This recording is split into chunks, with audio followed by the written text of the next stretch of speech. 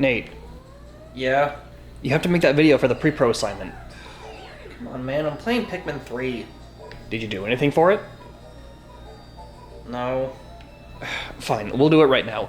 What are some do's and don'ts of pre-production? Well, for one thing, you don't do this.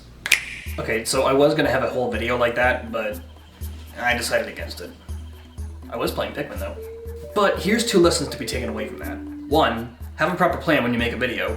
Don't just think you know what you want and then put it off. Not that I did that. And 2, plans and plots can change, and that's okay. Sometimes it can get you a better product, but if you can find a way to put it in, go for it. But here's some do's and don'ts of pre-production that I wish I would have done. Do save an extra file of whatever you're filling in. For example, if you're doing a shot list, make an extra file so you can go back and edit it later in case you need to add or remove a shot. Don't leave anything last minute. I know, it sounds like it should go without saying, but for example, if there's a software that you don't know how to use, try and get that done at the beginning of the month first so you can go back and make changes should new complications with your film arise. Moving on to FD2, when you're the DIT producing the FD2 for the class ahead of you, here's a tip. So I'm an editor myself, and a pet peeve of mine is going through the files, watching for the slate, listening for the audio, and then going back and renaming them and overall slowing down the time it takes for post-production.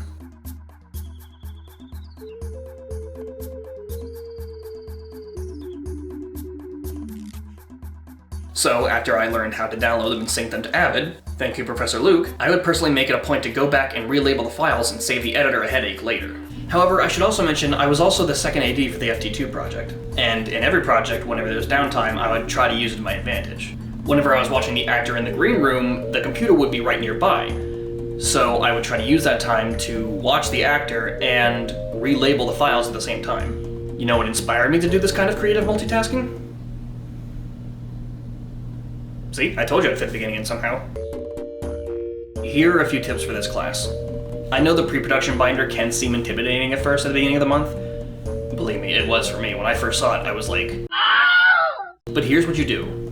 Just try to do one objective one day at a time. And even if you can't, say to a busy schedule, try to do something small, like writing down the tabs between them, or even just emailing your actors so you can say, you know what, I worked on this a little bit today. Try to have backups of your actors and your locations in case something doesn't work out. And start as early as you can. For my project, I had to start auditions early because I needed 3 child actors, and I sent out a casting call way before this class even started. To this day, in total, I only received 5 to 6 auditions. 3 of those are the kids that I'm using for this project. Even so, when you secure them, try to find backups of them just in case something doesn't work out due to, say, a busy schedule. This is something that happened to me personally. Thanks for listening. Now, excuse me, I need to...